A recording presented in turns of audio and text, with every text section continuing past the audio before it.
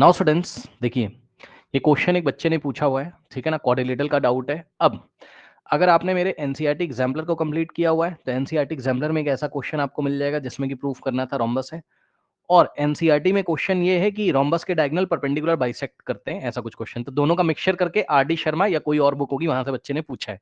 तो आइए मैं आपको बताता हूँ ये क्वेश्चन।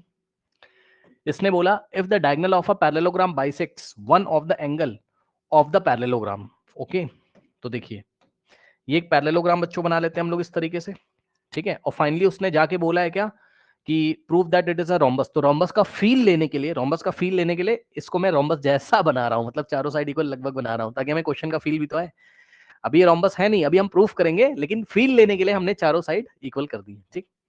अब सुनो, देखो ए बी सी और डी, ठीक है students. Okay, A B C D, correct. तो ये ए बी सी डी एक पैरेललोग्राम है, ऐसा क्वेश्चन में बोला हुआ है, ठीक। ये वाला पॉइंट क्या आपका डी है। नेमिंग कैसे करना है, क्लॉकवाइज। ओके, ये डी है। तो बच्चों ये एक पैरेललोग्राम है, ऐसा उसने हमें बोला हुआ है, ठीक। अच्छा, अब इसने बोला if the diagonal of a parallelogram bisects one of the angle. Okay, diagonal of a parallelogram bisects one of the angle. तो आप एक काम करो, एक डायगोनल बना लीजिए यहां पर, ये इस तरीके से एसी डायगोनल आपने बनाया। अब उसने बोला कि ये जो डायगोनल है, ठीक, ये जो डायगोनल है ये वन ऑफ द एंगल को बाइसेक्ट करता है, मतलब या तो एंगल ए को बाइसेक्ट करता है या तो सी को बाइसेक्ट करता है, ये आप मान लो। तो गिवन क्या है, हम ये मान लेते हैं कि ये जो डायगोनल एसी है ये one of the angle A को बाइसेक्ट करता है। ए को क्या करता है, बाइसेक्ट करता है ना, कि हाफ हाफ करता है, ठीक। तो ध्यान से सुनिएगा, देखिए ये वाला जितना एंगल होगा ना उतना ही एंगल ये वाला होगा। मैंने नहीं बोला है, मैंने नहीं बोला, क्वेश्चन में बोला है कि डायगोनल ने क्या किया, पैरेललोग्राम के एक एंगल को बाइसेक्ट कर दिया। तो लेट डायगोनल एसी मींस, एक तरीके से मैं लिख देता हूं, गिवन क्या है, ABCD is a parallelogram. ABCD एक पैरेललोग्राम है और AC बाइसेक्ट एंगल A, ठीक।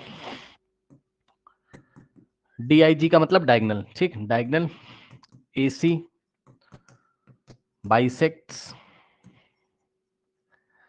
एंगल A, एंगल A, ठीक। तो ध्यान से सुनो, मैं एंगल के नाम लिख रहा हूं, ये एंगल 1 है और ये एंगल 2 है। तो angle 1 is equals to angle 2 एक तरीके से दिया हुआ है, ठीक। Angle 1 is equals to angle 2 एक तरीके से दिया हुआ है, क्या, angle 1 is equals to angle 2 ये एक तरीके से दिया हुआ है। इसको आप चाहो तो इक्वेशन नंबर 1 भी आप बना सकते हो। अब उसने हमें क्या बोला बच्चों, प्रूफ करने के लिए, देखिए उसने हमसे कहा prove that it also bisect the opposite angle it, है ना। हमें ये प्रूफ करना है कि जो डायगोनल एसी ये ए को बाइसेक्ट करता है, दिया हुआ। हमें ये प्रूफ करना है कि ये डायगोनल ऑपोजिट एंगल, भाई ए के ऑपोजिट कौन सा है, सी। ए के ऑपोजिट कौन सा है, सी। तो हमें ये प्रूफ करना है पहली बात कि एसी डायगोनल एंगल सी को भी बाइसेक्ट करता है। तो यहां पे देखिए प्रूफ दैट में पहली बात क्या है, प्रूफ दैट में पहली बात हमें क्या प्रूफ करनी है, diagonal AC bisects angle C, ठीक। डायगोनल डायगोनल एसी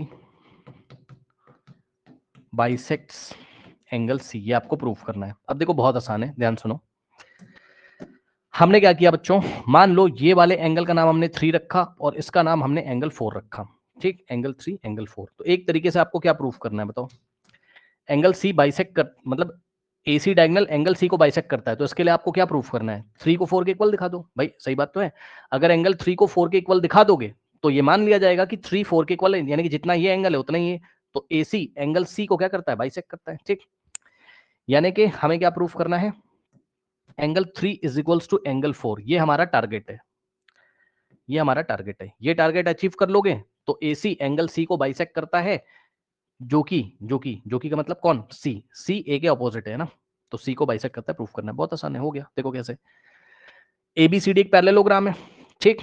तो एक बात बताइए जरा, देखिए यहां पर मैं आपका प्रूफ कर रहा हूं, है ना, ये वाले पार्ट का।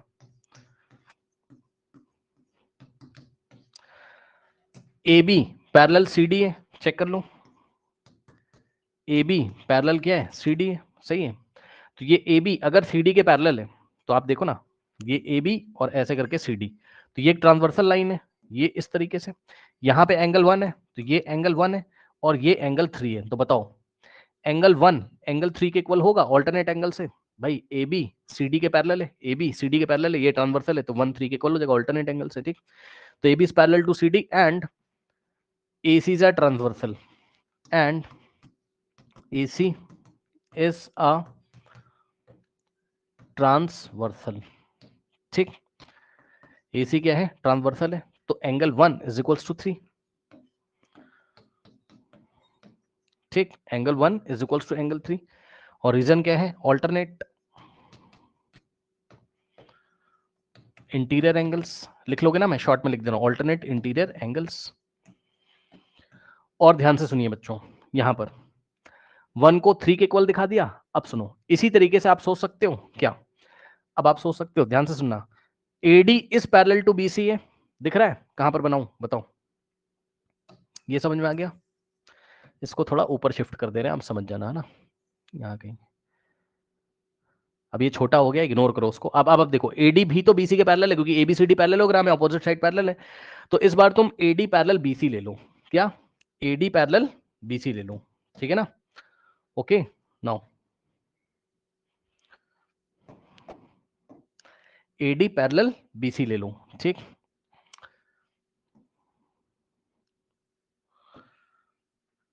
अच्छा, कोई बच्चा ऑनलाइन भी, लर्नर, ये किसकी आईडी है भाई, learner?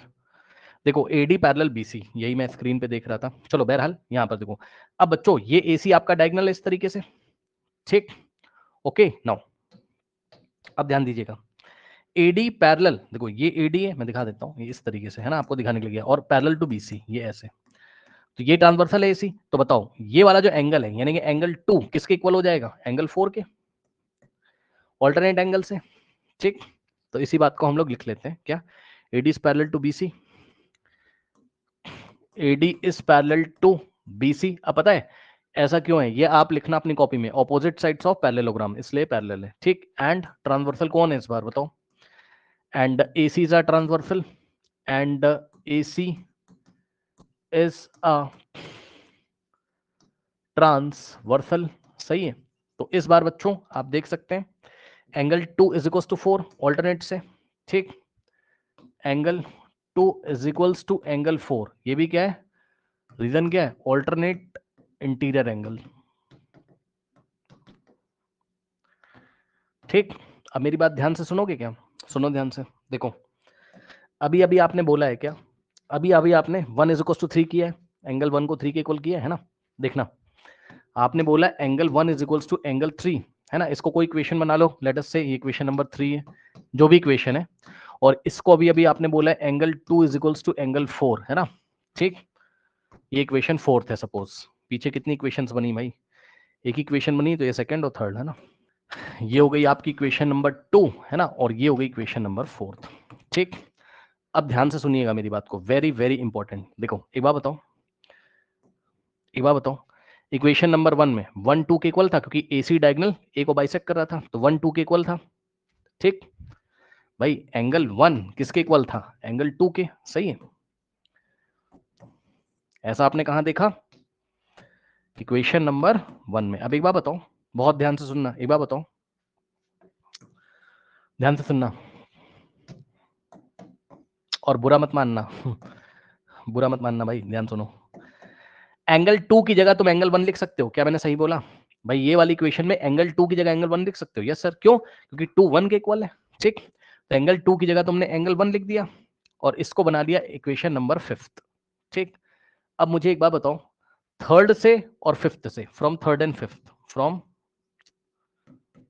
Equation number 3rd and equation number 5th, ध्यान से चेक करना, एंगल 4 भी 1 के इक्वल है और एंगल 3 भी 1 के इक्वल है, देखा, एंगल 4 भी तो 1 के इक्वल है भाई, 2 की जगह 1 किया तो 4 भी 1 के इक्वल दिख रहा है और 3 भी 1 के इक्वल। तो अगर दोनों इक्वेशन के लेफ्ट हैंड साइड इक्वल है, यहाँ भी लेफ्ट हैंड साइड में एंगल 1 है और यहाँ भी, जब दो इक्वेशन के लेफ्ट हैंड साइड इक्वल होते हैं तो उनके राइट हैंड साइड भी इक्वल होते हैं, ठीक। 3 1 के इक्वल है और 4 भी 1 के इक्वल है, तो इक्वेशन सेकंड लिखना चाहिए मुझे, ठीक।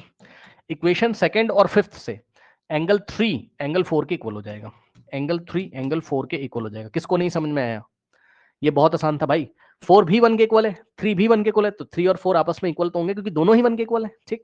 तो 3 इज इक्वल टू 4 दिखा दिया मैंने। अब बताओ क्या यही मेरा टारगेट था, बताओ angle 3 is equals to angle 4 आपने दिखा दिया, और angle 3 is equals to angle 4 दिखा दिया अगर आपने, angle 3 is equals to angle 4 अगर आपने दिखा दिया, तो अब हम मान लेंगे क्या कि 3 अगर 4 के इक्वल आपने दिखा दिया ये वाला इसके, तो ये माना जाएगा कि AC ने C को भी बाइसेक्ट कर दिया, जो एंगल C A के ऑपोजिट था, तो हम लिखेंगे diagonal AC bisects angle C। ठीक, hence diagonal AC bisects angle, ऐसे लिखो, ऐसे लिखो आप, angle C which is opposite to angle A, which is opposite, भाई C किसके ऑपोजिट है? A के, C किसके ऑपोजिट है? A के, which is opposite to angle A। ठीक, ये हो गया।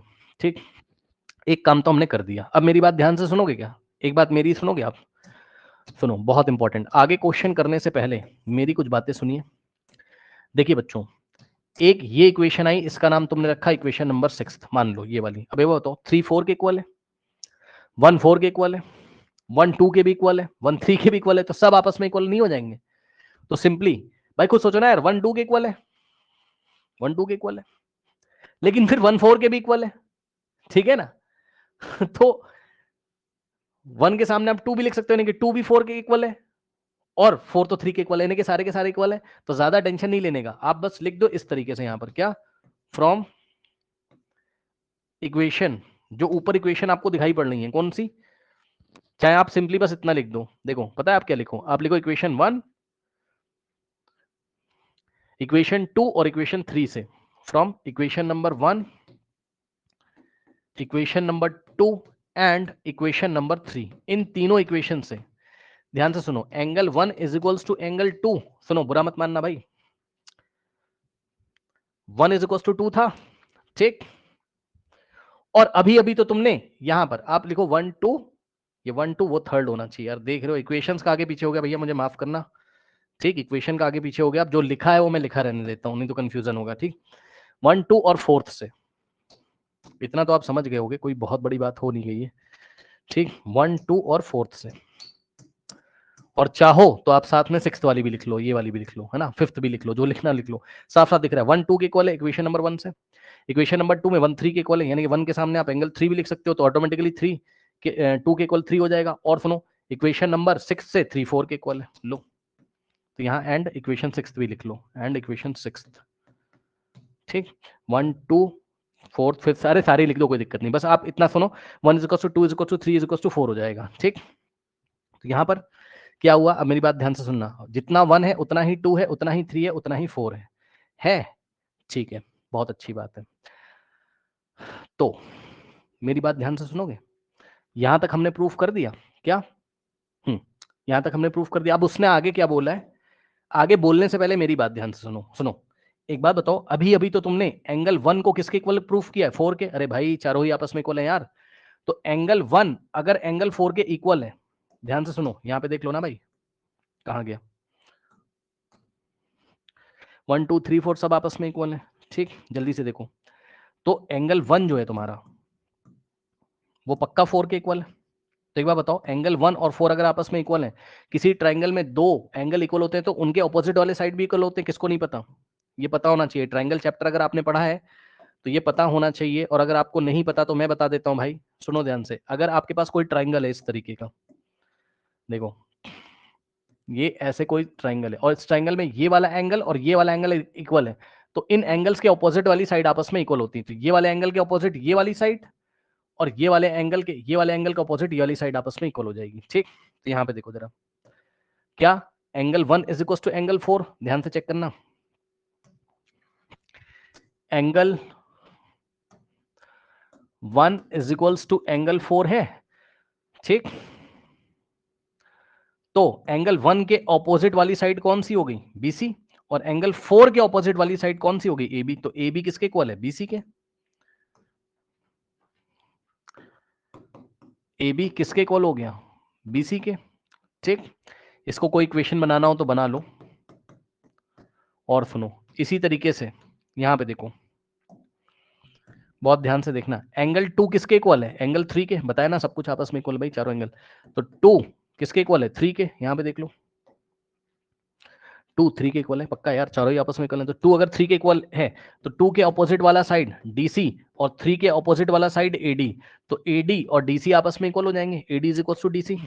ठीक, तो पहले लिखो आप angle 2 is equals to angle 3, तो यहां से क्या हो जाएगा, चेक करो, 2 इज इक्वल्स टू 3, तो AD is equals to DC या CD, AD is equals to CD, AD is equals to CD।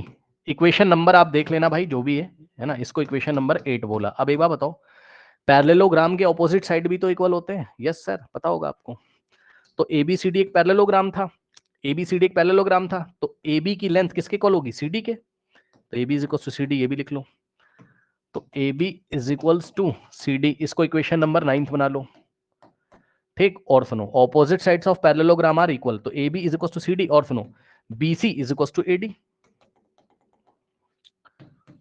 BC is equals to AD, इसको इक्वेशन नंबर 10 बना लो। अब मुझे एक बात बताओ ध्यान से, इसको ध्यान से चेक करो, AB BC के इक्वल है। देखो मैं कैसे लिख रहा हूं, from the above equations, from the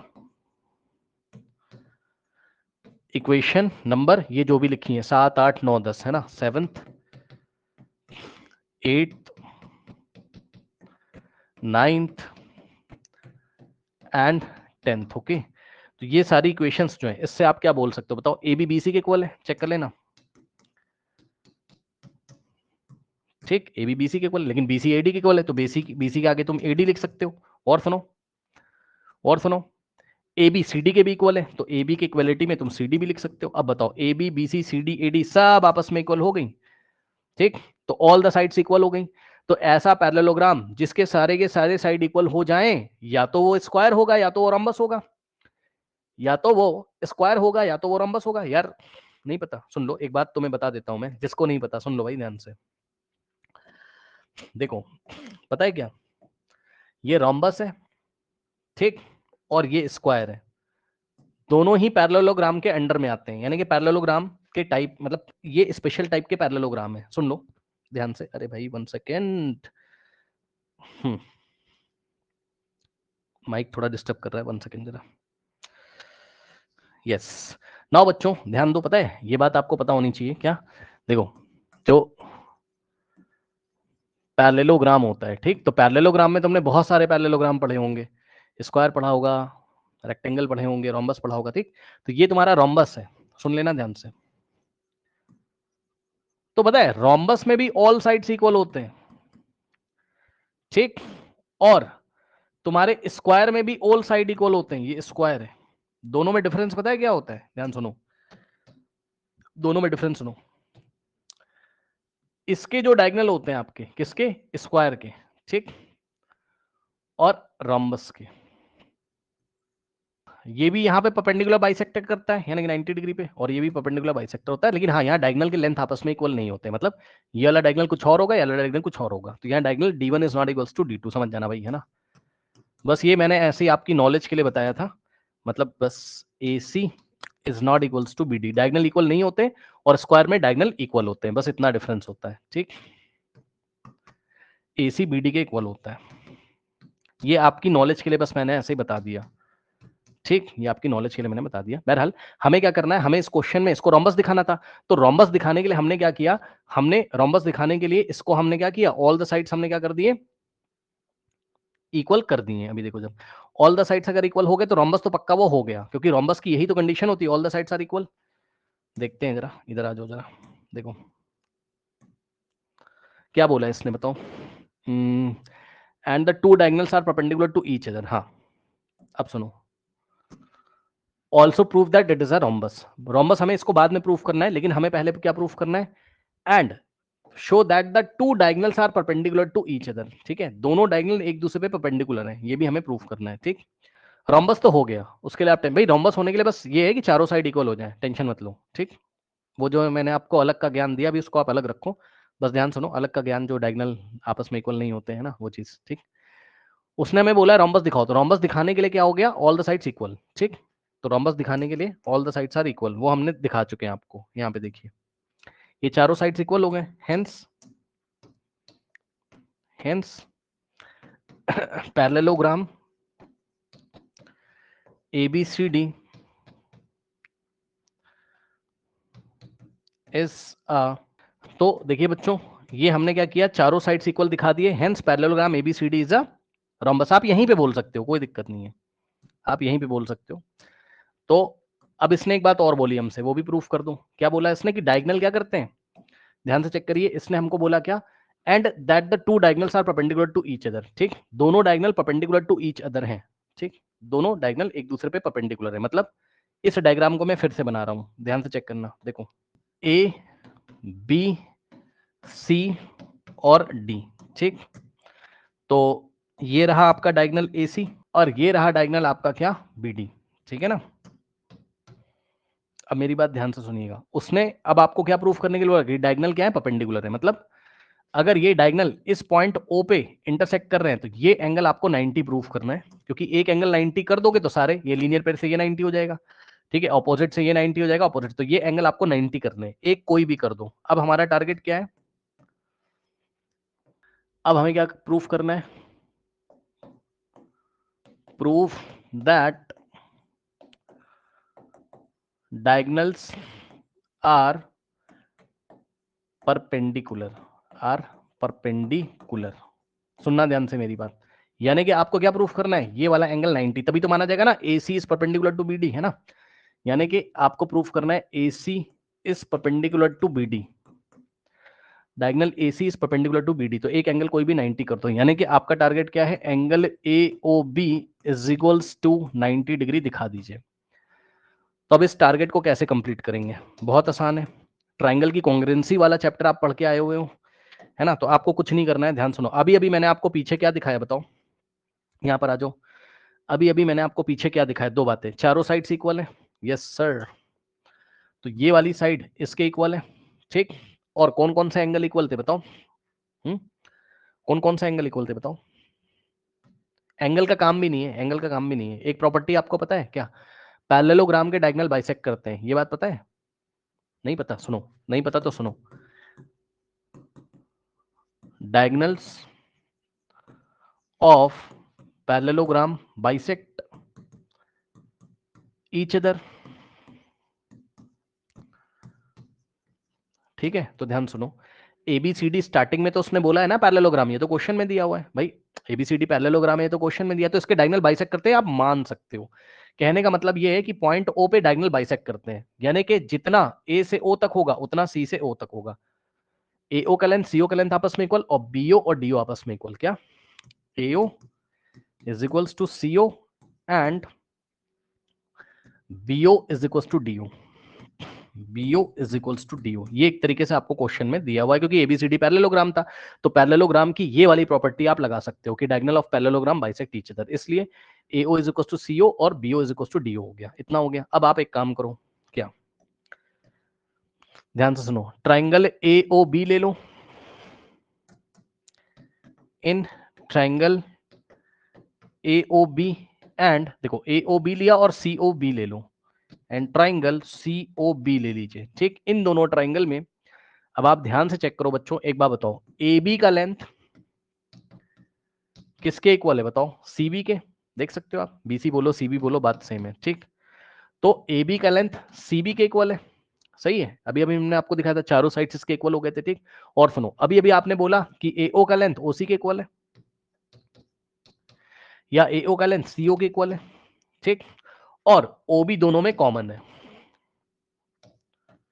OB is equals to OB दोनों में कॉमन है। ठीक, ध्यान से चेक कर लो, AB का लेंथ CB के इक्वल, AO का लेंथ CO के इक्वल, और AB हो गया कॉमन, तो triangle AOB is congruent to COB, side side side congruency से, तो triangle AOB is congruent to triangle COB। कौन सी कॉन्ग्रुएंसी लग गई, साइड साइड साइड। अब सुनो, दो ट्राइंगल अगर कॉन्ग्रुएंट होते हैं, AOB is congruent to COB, अगर दो ट्राइंगल कॉन्ग्रुएंट होते हैं तो उनके करस्पॉन्डिंग एंगल इक्वल होते हैं। ठीक, तो AOB और COB में करस्पॉन्डिंग एंगल यही वाला तो है, ये वाला, यानी कि एंगल AOB कौन सा एंगल के करस्पॉन्ड है, आपने कॉन्ग्रुएंसी वाला ट्राइंगल का चैप्टर पढ़ा हुआ है ना, कॉन्ग्रुएंसी, तभी होगा ये सवाल। Angle OAB AOB is equal to COB। ठीक, बाय CPCT, ये हमने कैसे किया, दोनों एंगल कैसे इक्वल किए, by CPCT, corresponding parts of the congruent triangle, CPCT। ठीक, तो ये एंगल इसके इक्वल हो गया। अब जब इक्वल हो ही गया है तो कुछ इसको मान लो, ध्यान से सुनो। हमने लेट किया, let angle AOB is equals to angle, पहले दोनों को इक्वल दिखाया और फिर दोनों को एक्स एक्स मान लो, इसको भी एक्स मान लो, इसको भी एक्स मान लो। Angle AOB is equals to COB is equals to X degree, X मान लो, इसकी वैल्यू एक्स डिग्री मान लो, मान लिया। अब सुनो, अब एक बात बताओ, AOC स्ट्रेट लाइन है, AOC is a straight line, ठीक है। अब बताइए, ध्यान से चेक करिएगा, AOC स्ट्रेट लाइन है, तो ये वाला एंगल और ये वाला मिलकर लीनियर पेयर बनाएंगे, यानी कि angle AOB plus angle COB, angle AOB ये वाला और प्लस एंगल COB ये वाला, क्योंकि AOC स्ट्रेट लाइन है, ठीक। तो लीनियर पेयर यानी कि एंगल AOB और plus angle COB is equals to 180, और रीजन क्या है, लीनियर पेयर, ठीक। बस हो गया। AOB की जगह तुम क्या रख सकते हो, x डिग्री, और प्लस COB की जगह भी तुम रख सकते हो x डिग्री, क्योंकि दोनों को x x माना है, दोनों बराबर थे आपस में, ठीक। Is equals to 180 degree. Now x plus x होता है 2x, तो 2x degree is equals to 180 degree. अब 2 यहां मल्टीप्लाई में उधर जाएगा, डिवाइड हो जाएगा, तो x degree is equals to कितना हो जाएगा, 180 डिवाइडेड बाय 2, 2 1 जा, और यहाँ पे आ जाएगा 90, ठीक। तो यहां से आ गया x का वैल्यू कितना, x डिग्री का वैल्यू हो गया 90 डिग्री, या x का वैल्यू हो गया 90, बहुत बढ़िया। x जैसे ही 90 हो गया, x था क्या, एंगल AOB, ठीक, और x था क्या, एंगल COB, तो दोनों को ही आपने x x का मतलब 90 दिखा दिया। लो भाई, बहुत बढ़िया बात हो गई, ये तो खत्म, बस सवाल खत्म। ये देखो, ये एंगल AOB, इसको आपने 90 दिखा दिया, बस गेम खत्म। हेंस डायगोनल्स आर परपेंडिकुलर, बस, ठीक है, हेंस डायगोनल्स आर परपेंडिकुलर, ठीक। ये नॉलेज के लिए बताया था, उसको इग्नोर करो आप। Hence diagonals are perpendicular to each other, बस यही आपको करना था। डायगोनल बाई परपेंडिकुलर हैं एक दूसरे के, ये प्रूफ करना है, और रोम्बस प्रूफ करना है। दोनों चीजें हमने प्रूफ कर दी। रोम्बस कैसे, ऑल द साइड्स इक्वल, और डायगोनल क्या कर रहे हैं, परपेंडिकुलर टू ईच अदर है, ये भी हमने प्रूफ कर दिया, ठीक। तो अगर आप एनसीईआरटी और एनसीईआरटी एग्जाम्पलर दोनों लगा के जाओगे तो ऐसे क्वेश्चंस भी आपसे बन जाएंगे, दोनों को मिक्स करके पूछा गया है, ठीक। पहले आप एनसीईआरटी और एनसीईआरटी एग्जाम्पलर का पूरा मेरा सीरीज देखिए।